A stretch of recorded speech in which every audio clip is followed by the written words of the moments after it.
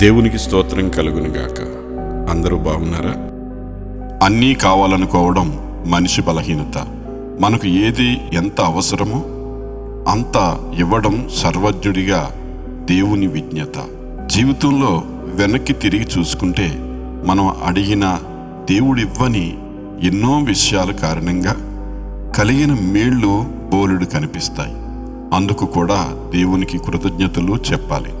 విశ్వాసి తన సమస్తాన్ని సర్వైశ్వర్యవంతుడైన ప్రభువు చేతుల్లో పెట్టి, దేవా నీ చిత్తమే సిద్ధించునుగాక అని చేసే ప్రార్థన పరలోకాన్ని కదిలిస్తుంది. దేవుని చిత్తం పరలోకములో ఎలాగో భూమి మీద కూడా ఆ విధంగా నెరవేర్చబడాలని ప్రభు మనకి పరలోకపు ప్రార్థనలో తెలియజేశాడు. మత్తయి 6:8.